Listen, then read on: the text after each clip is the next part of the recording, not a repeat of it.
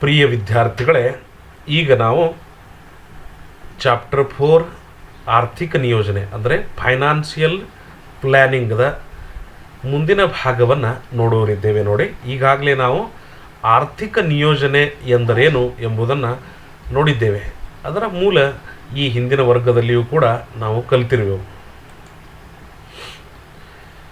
Welcome to CBB tutorial ಆರ್ಥಿಕ ನಿಯೋಜನೆ financial planning video 2. ನೋಡಿ ಮಕ್ಕಳೇ, ನಾವು ಈಗಾಗಲೇ GST ಎಂದರೇನು, CGST ಎಂದರೇನು, SGST ಎಂದರೇನು, ಆನಂತರ ಅವುಗಳಲ್ಲಿಯ ಟ್ಯಾಕ್ಸ್ಗಳ ದರಗಳನ್ನು 0%ದಿಂದ 28%ವರೆಗೆ ನಾವು ಯಾವ ಭಾಗಗಳಿಗೆ ಉಪಯೋಗಿಸುತ್ತೇವೆ ಎಂಬುದನ್ನು ಕೂಡ ನೋಡಿದ್ದೇವೆ. ಹಾಗಾದರೆ ಇಲ್ಲಿ ಒಂದು ಉದಾಹರಣೆ ಮೂಲಕ ನಾವು ನೋಡುವ. ನೋಡಿ, ಆರ್ತಿ ಗ್ಯಾಸ್ ಏಜೆನ್ಸಿಯು 545 ರೂಪಾಯಿಗಳ ಕರಪಾತ್ರ ಬೆಲೆಯ ಒಂದು LPG ಸಿಲಿಂಡರನ್ನು ಗ್ರಾಹಕರಿಗೆ ಮಾರಿದರು. GSTಯ ದರ 5% ಇದೆ. ಹಾಗಾದರೆ ಗ್ರಾಹಕರಿಗೆ ಕೊಟ್ಟಿರುವ ಕರ ಇನ್ವಾಯ್ಸ್ದಲ್ಲಿ ಕರಪಾವತಿಯಲ್ಲಿ ಕೇಂದ್ರದ ಮತ್ತು ರಾಜ್ಯದ ಕರ ಎಷ್ಟು ರೂಪಾಯಿ ಇರುವುದು? ಗ್ರಾಹಕರಿಗೆ ಒಟ್ಟು ಎಷ್ಟು ರೂಪಾಯಿ ಕೊಡಬೇಕಾಗುವುದು? ಆರ್ತಿ ಗ್ಯಾಸ್ ಏಜೆನ್ಸಿಗೆ ಒಟ್ಟು ಎಷ್ಟು ಸೇವೆಯ ಕರ ತುಂಬಬೇಕಾಗುವುದು? ನೋಡಿ ಮಕ್ಕಳೇ, ಇಲ್ಲಿ ಆರ್ತಿ ಗ್ಯಾಸ್ ಏಜೆನ್ಸಿಯು 545 ರೂಪಾಯಿಗಳ ಕರಪಾತ್ರ ಬೆಲೆಯ ಒಂದು LPG ಸಿಲಿಂಡರ್ ಗ್ರಾಹಕರಿಗೆ ಮಾರಿದರು.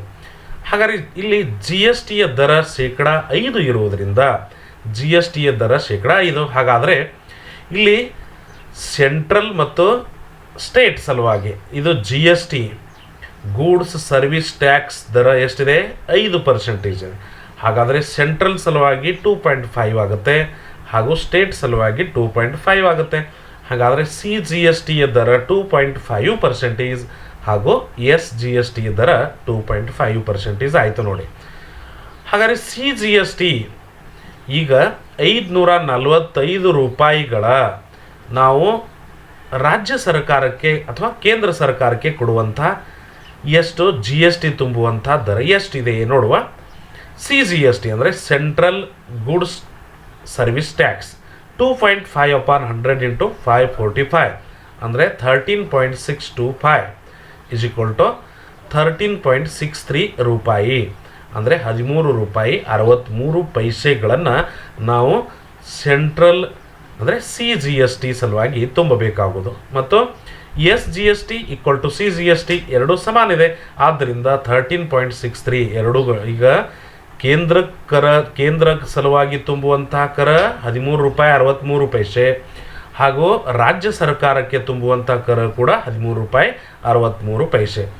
ಹಾಗಾದರೆ ಗ್ರಾಹಕರಿಗೆ ಕೊಡಬೇಕಾದ ಒಟ್ಟು ಹಣ ಎಷ್ಟಾಯಿತು? ನೋಡಿ, ಕರಪಾತ್ರ ಬೆಲೆ ನಮ್ಮದಿರುವಂಥದ್ದು 545 ರೂಪಾಯಿ ಮೂಲ ಬೆಲೆ, ಕೇಂದ್ರದ ಸಲುವಾಗಿ 13.63, ರಾಜ್ಯದ ಕರ 13.63. ಹಾಗಾದರೆ 572 ರೂಪಾಯಿ 26 ಪೈಸೆ.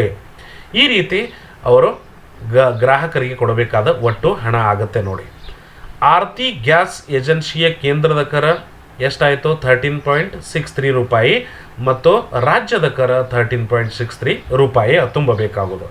ಅಂದರೆ ಒಟ್ಟು ಸೇವೆ ಕರವು ಇವೆರಡೂ ಕೂಡಿ ಒಟ್ಟು ಸೇವೆ ಕರ ಅಂದರೆ GST, CGST ಮತ್ತು SGSTಗಳ ಬೇರೀಜು ಕೇವಲ GST ಆಗುವುದು. ಹಾಗಾದರೆ 27.26 ರೂಪಾಯಿ ತುಂಬಬೇಕಾಗುವುದು. ನೋಡಿ, ಈ ರೀತಿ ತಾವು ಇಂತಹ ಉದಾಹರಣೆಗಳನ್ನು ಪ್ರಾಕ್ಟೀಸ್ ಮಾಡಬೇಕು. ನೋಡಿ ಮಕ್ಕಳೇ, ನಾವು ಇನ್ನೊಂದು ಉದಾಹರಣೆಯನ್ನು ನೋಡುವ. ನೋಡಿ, ಶ್ರೀಕರನು 50,000 ರೂಪಾಯಿ ಮುದ್ರಿತ ಬೆಲೆಯ ಲ್ಯಾಪ್ಟಾಪ್ ಕೊಂಡುಕೊಳ್ಳಲು ನಿಶ್ಚಯಿಸಿದನು. ಅಂಗಡಿಕಾರನು ಆ ಬೆಲೆಯ ಮೇಲೆ ಅವನಿಗೆ 10% ಸೂಟು ಕೊಟ್ಟನು. ಲ್ಯಾಪ್ಟಾಪ್ದ ಮೇಲೆ ವಸ್ತು ಸೇವೆ ಕರದ ದರ 18% ಇದೆ. ಅಂದರೆ ಇದೇ GST ಇದೆ. ಹಾಗಾದರೆ ಅಂಗಡಿಕಾರನು ಆಕರಣೆ ಮಾಡಿದ ಕೇಂದ್ರದ ಕರ ಮತ್ತು ರಾಜ್ಯದ ಕರ ಕಂಡುಹಿಡಿಯಿರಿ. ಶ್ರೀಕರನಿಗೆ ಎಷ್ಟು ರೂಪಾಯಿ ಲ್ಯಾಪ್ಟಾಪ್ ದೊರೆಯಿತು? ನೋಡಿ ಮಕ್ಕಳೇ, ಈಗ ಒಬ್ಬ 50,000 ರೂಪಾಯಿ ಮುದ್ರಿತ ಬೆಲೆ ಇರುವಂಥ ಲ್ಯಾಪ್ಟಾಪ್ ಕೊಂಡುಕೊಳ್ಳಲು ಶ್ರೀಕರ ಅಂಗಡಿಕಾರನ ಹತ್ತಿರ ಹೋದ. ಆ ಅಂಗಡಿಕಾರ ಏನು ಮಾಡ್ದ ಅಂದರೆ 10% ರೂಪಾಯಿ ಅಂದರೆ 100 ರೂಪಾಯಿ ಬೆಲೆ ಇರುವಂಥದಕ್ಕೆ 10 ರೂಪಾಯಿ ಸೂಟು ಕೊಟ್ಟನು. ಹಾಗಾದರೆ ಒಟ್ಟು ಸೂಟು ಅವನಿಗೆ ದೊರೆತಂಥ ಸೂಟು ಎಷ್ಟಾಯಿತು ಎಂಬುದನ್ನು ಮೊದಲಿಗೆ ತೆಗೆಯಬೇಕಾಗುವುದು. ಆ ಸೂಟು ನಮಗೆ ದೊರೆತಂಥ ಸೂಟು ಆಯಿತು. ಆನಂತರ ಲ್ಯಾಪ್ಟಾಪ್ದ ಕರಪಾತ್ರ ಬೆಲೆ ಆಗುತ್ತೆ. ನೋಡಿ ಇಲ್ಲಿ ಮೊದಲು ಸೂಟು ತೆಗೆಯೋಣ. ಕೊಟ್ಟಿರುವ ಬೆಲೆಯಲ್ಲಿ ಅದನ್ನು ಕಳೆದು ಉಳಿದ ಹಣದ ಮೇಲೆ 18% ದರದಿಂದ ವಸ್ತು ಮತ್ತು ಸೇವೆ ಕರದ ಆಕರಣೆ ಮಾಡೋಣ. ಇಲ್ಲಿ ಸೂಟು 50,000 ರೂಪಾಯಿಯ ಮೇಲೆ 10%, ಅಂದರೆ 50,000 ರೂಪಾಯಿ ಮೇಲೆ 10% ಅಂದರೆ 5,000 ರೂಪಾಯಿ ಸೂಟ ಆಯಿತು. ನೋಡಿ ಮಕ್ಕಳೇ, 50,000 ಗುಂಡ್ಲೆ 10 ಭಾಗಿಲೆ 100 ಮಾಡಿರೋದ್ರಿಂದ 5,000 ರೂಪಾಯಿ ಬರುತ್ತೆ. ಹಾಗಾದರೆ ಲ್ಯಾಪ್ಟಾಪ್ದ ಕರಪಾತ್ರ ಬೆಲೆ ಎಷ್ಟಾಯಿತು ನೋಡಿ. 50,000 ರೂಪಾಯಿಯಲ್ಲಿ 5,000 ರೂಪಾಯಿಯನ್ನು ಕಳೆದಾಗ 45,000 ರೂಪಾಯಿ ಉಳಿಯುತ್ತೆ. ದೇರ್ಫೋರ್ 18% GST ದರದಿಂದ ಕೇಂದ್ರದ ಕರ 9% ಹಾಗೂ ರಾಜ್ಯದ ಕರವು ಕೂಡ 9% ಆಗುತ್ತೆ. ಅಂದರೆ 45,000 ರೂಪಾಯಿ ಮೇಲೆ 9% ಕೇಂದ್ರದ ಕರ ಈಕ್ವಲ್ ಟು 9/100 ಇಂಟು 45,000. ನೋಡಿ ಮಕ್ಕಳ, ಇಲ್ಲಿ 45,000 ರೂಪಾಯಿ ಸಲುವಾಗಿ ಅಂದರೆ 45,000 ರೂಪಾಯಿ ಮೇಲೆ 9% ಇದು ಕೇಂದ್ರದ ಕರ. ಮತ್ತು ಇಲ್ಲಿ ಒಟ್ಟು GST 18 ಇರುವುದರಿಂದ CGST 9 ಮತ್ತು SGST 9 ಇರುತ್ತೆ. ಆದ್ದರಿಂದ ಇಲ್ಲಿ ಕೇಂದ್ರದ ಕರ 9 ಇದೆ. ನೋಡಿ, 9/100 ಇಂಟು 45,000 ಈಕ್ವಲ್ ಟು 4,050 ರೂಪಾಯಿ ಆಗುತ್ತೆ. ಅದೇ ರೀತಿ ರಾಜ್ಯದ ಕರನೂ ಕೂಡ 4,050 ಅಂದರೆ 4,050 ರೂಪಾಯಿ. ಕೇಂದ್ರದ 4,050 ಮತ್ತು ರಾಜ್ಯದ 4,050 ರೂಪಾಯಿ ಕೊಡಬೇಕಾಗೋದು. ಹಾಗಾಗಿ ಲ್ಯಾಪ್ಟಾಪ್ದು ಒಟ್ಟು ಬೆಲೆ ಎಷ್ಟಾಯಿತು ಮಕ್ಕಳೇ ನೋಡಿ. 45,000 ರೂಪಾಯಿ ನಮಗೆ ಸೂಟು ದೊರೆತ ನಂತರ ಅದರ ಬೆಲೆ ಅದೀಗ ಇಲ್ಲಿ ಕೇಂದ್ರದ ಕರ 4,050 ರೂಪಾಯಿ ತುಂಬಬೇಕು. ರಾಜ್ಯದ ಕರನು 4,050 ರೂಪಾಯಿ ಅಂದರೆ CGST ಮತ್ತು SGST ಇವುಗಳ ಒಟ್ಟು ಬೇರೀಸು 53,100 ರೂಪಾಯಿ. ಅಂದರೆ ಈ ಶ್ರೀಕರನಿಗೆ ಲ್ಯಾಪ್ಟಾಪ್ 53,100 ರೂಪಾಯಿಗೆ ದೊರೆಯುತ್ತೆ. ನೋಡಿ ಮಕ್ಕಳೇ, ಇನ್ನು ಮುಂದೆ ನಾವು ಅಭ್ಯಾಸದಲ್ಲಿಯ ಕೆಲವೊಂದು ಉದಾಹರಣೆಗಳನ್ನು ನೋಡುವ. ನೋಡಿ, ಆಟದ ಒಂದು ರಿಮೋಟ್ ಕಂಟ್ರೋಲ್ ಕಾರದ GST ಕರದೊಂದಿಗೆ ಇರುವ ಬೆಲೆ 1,770 ಅಂದರೆ 1,770 ರೂಪಾಯಿ ಇದೆ. ಇಲ್ಲಿ ಕರ ಸಹಿತವಾಗಿರುವಂಥ ಬೆಲೆ ಇದೆ ಮಕ್ಕಳೇ. ಅಂದರೆ ಇಲ್ಲಿ ಟ್ಯಾಕ್ಸ್ ಅಮೌಂಟ್ ಕೂಡ ಕೂಡಿದೆ, ಅಂದರೆ GST ಸಹಿತ ಇದೆ. GSTಯ ದರ 18% ಇದೆ. ಹಾಗಾದರೆ ಆ ಕಾರಿನ ಕರಪಾತ್ರ ಬೆಲೆ, ಅದರ ಮೇಲಿನ CGST ಮತ್ತು SGSTಯ ಬೆಲೆ ಕಂಡುಹಿಡಿಯಿರಿ. ಇಲ್ಲಿ ಹಾಗಾದರೆ ಇಲ್ಲಿ ನಮಗಿಲ್ಲಿ ಕರಪಾತ್ರ ಬೆಲೆ ಎಷ್ಟಿದೆ ಎಂಬುದನ್ನು ತೆಗೆಯುವುದಿದೆ. ಅಂದರೆ ಅದಕ್ಕೆ ನಾವು X ರೂಪಾಯಿ ಎಂದು ತಿಳಿದುಕೊಳ್ಳುವ. Let the taxable value of the toy car B RS X. ಅಂದರೆ ಇಲ್ಲಿ ರಿಮೋಟ್ ಕಂಟ್ರೋಲಿನ ಕಾರಿನ ಕರಪಾತ್ರ ಬೆಲೆ X ರೂಪಾಯಿ ಇದೆ ಎಂದು ತಿಳಿಯುವ. ಹಾಗಾದರೆ ಇಲ್ಲಿ GSTಯ ದರ ಇದೆ. ಹಾಗಾದರೆ ರೇಟ್ ಆಫ್ GST 18% ಇದೆ. ಇದು ಕೊಟ್ಟಿರ್ತಕ್ಕಂಥದ್ದು.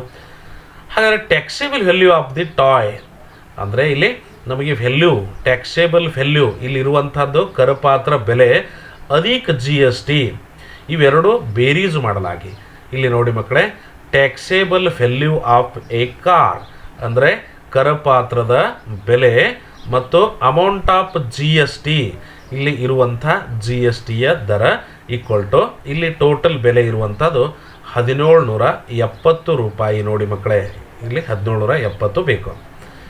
ದೇರ್ಫೋರ್ ಎಕ್ಸ್ ಅಂದರೆ ಇಲ್ಲಿ taxable value of toy car ಇಲ್ಲಿ ಅಂದರೆ ಕರಪಾತ್ರ ಬೆಲೆ ಇರುವಂಥದ್ದು ಎಕ್ಸ್. ಅಮೌಂಟ್ ಆಫ್ GST ಎಷ್ಟು ರೂಪಾಯಿಗೆ? ಈ ಎಕ್ಸ್ ಅದ 18% equal to 1,770.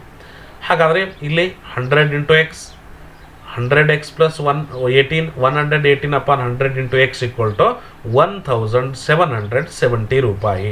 Therefore X equal to ಇಲ್ಲಿ ಈ ಕಡೆ ತೆಗೆದುಕೊಳ್ಳಿ 100/118 ಇಂಟು 1,770 ಇಸ್ ಈಕ್ವಲ್ ಟು 1,500 ಅಂದರೆ 1,500 ರೂಪಾಯಿ ಆ ಕಾರಿನ ಕರಪಾತ್ರ ಬೆಲೆ ಇದೆ. ಇಲ್ಲಿ ನಾವು ಇಲ್ಲಿ ನೋಡಿ ಮಕ್ಕಳೇ, ಇಲ್ಲಿ taxable value of the toy ಅಂದರೆ ಆ ಕರಪಾತ್ರ ಕಾರಿನ ಬೆಲೆ 1,500 ರೂಪಾಯಿ ಇದೆ. ಹಾಗಾದರೆ ಜಿ ಎಸ್ ಟಿ ತೆಗೆದುಕೊಳ್ಳುವಾಗ ಇಲ್ಲಿ central goods service tax equal to state goods service tax ಅಂದರೆ ಕೇಂದ್ರೀಯ ಕರ ಮತ್ತು ರಾಜ್ಯ ಕರ ಈಕ್ವಲ್ ಟು 9%. ಅಂದರೆ ಇಲ್ಲಿ ಜಿ ಎಸ್ ಟಿ 18 ಇರುವುದರಿಂದ ಇದು ಕೇಂದ್ರದ ಕರ 9 ಮತ್ತು ರಾಜ್ಯದ ಕರ 9 ಆಗುತ್ತೆ ನೋಡಿ.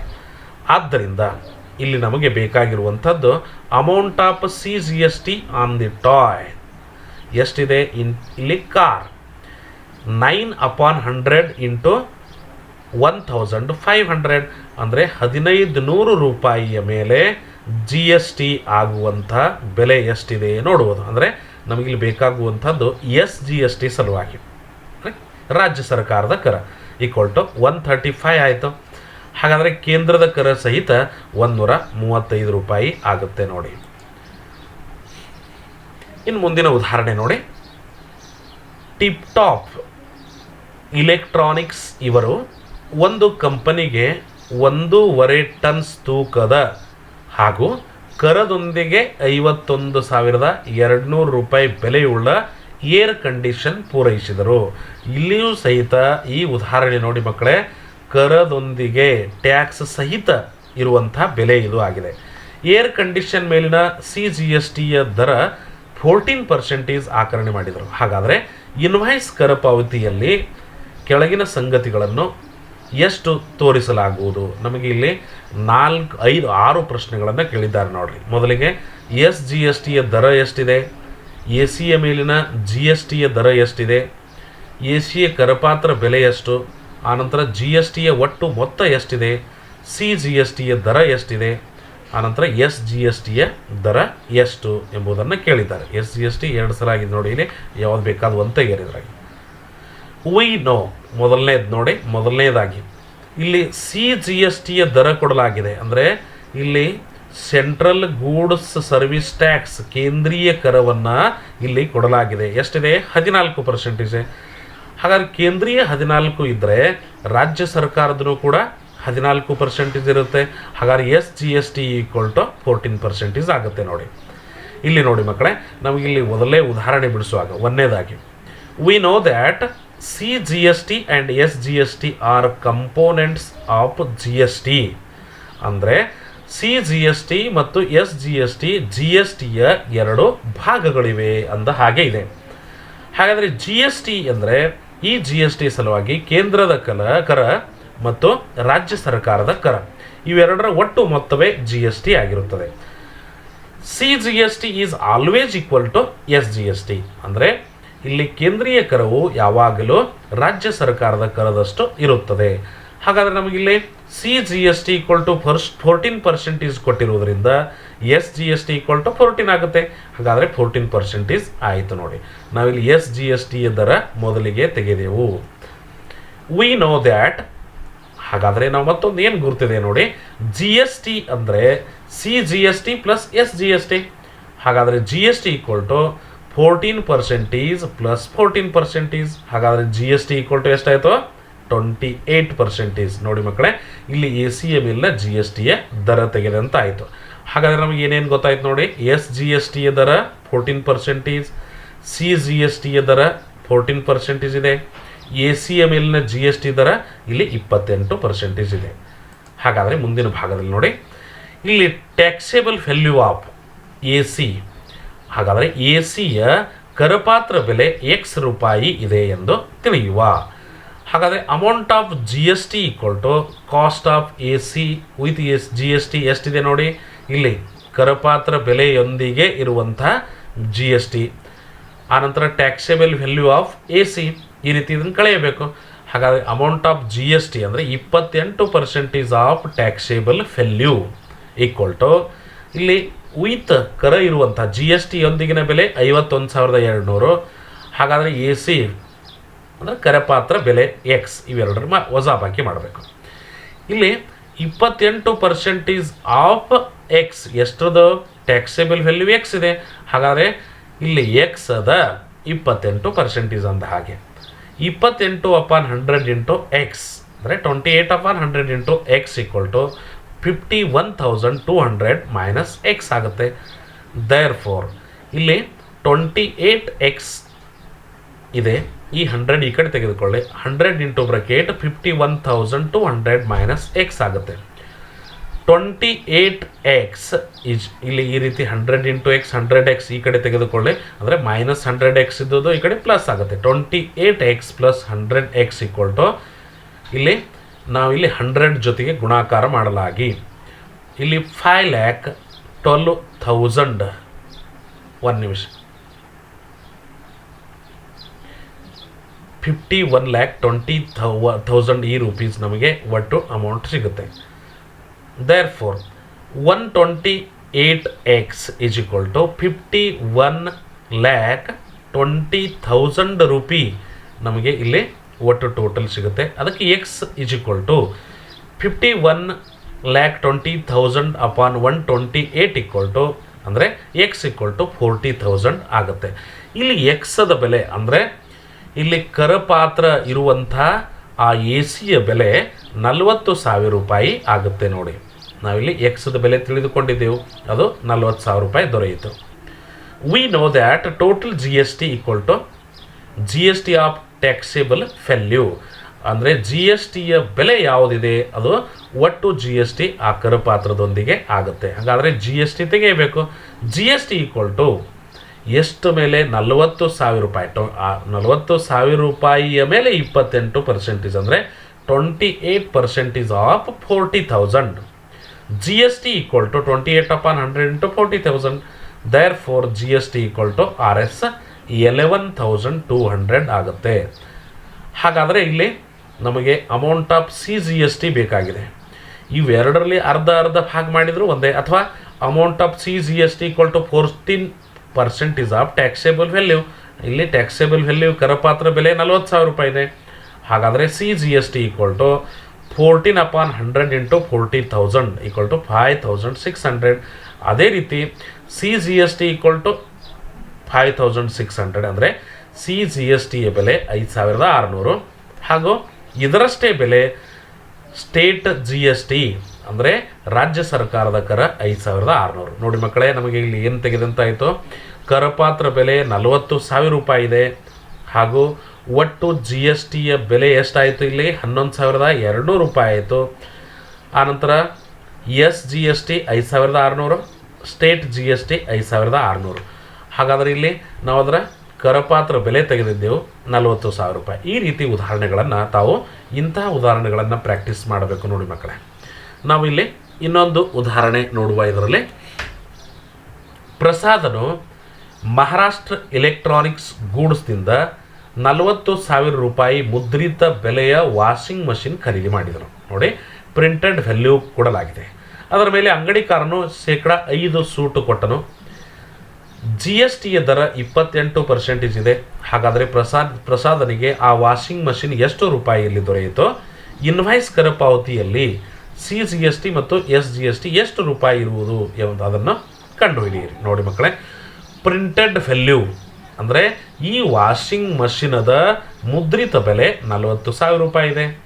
ಹಾಗಾದರೆ ಅದಕ್ಕೆ ನಮಗೆ ಸೂಟು ಕೊಡಲಾಗಿದೆ 5%, ಅಂದರೆ 40,000 ರೂಪಾಯಿಯ ಮೇಲೆ 5% ರೂಪಾಯಿ ಸೂಟ್ ಕೊಡಲಾಗಿದೆ. ಅಂದರೆ 5 upon 100 into 40,000 equal to 2,000 rupee ಆಯಿತು.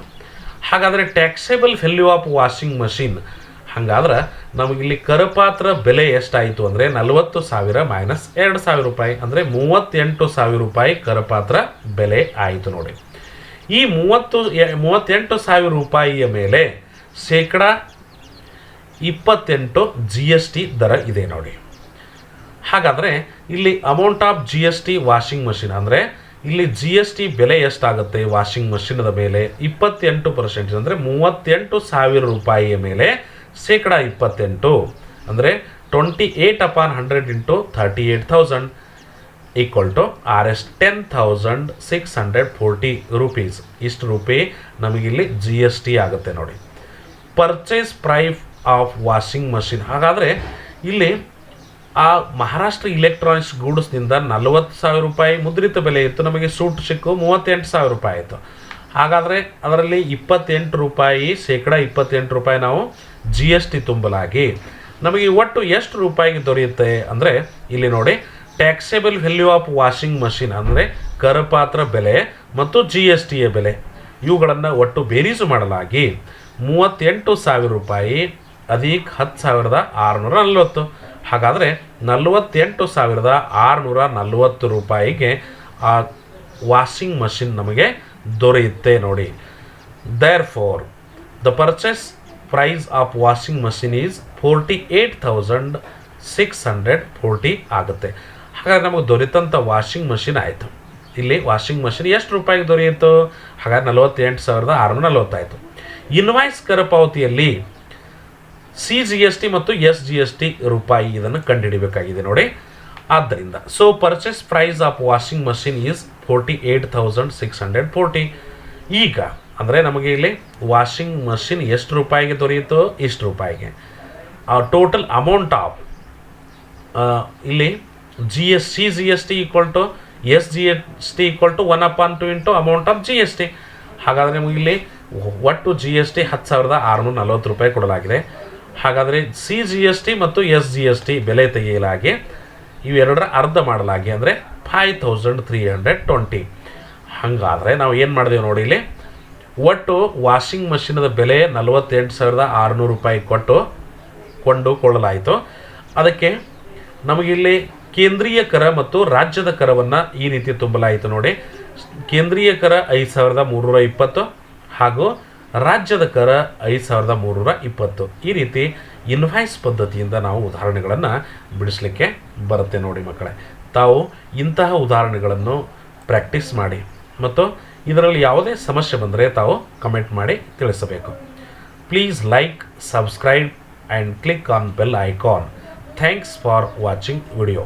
ಧನ್ಯವಾದಗಳು ಮಕ್ಕಳೇ.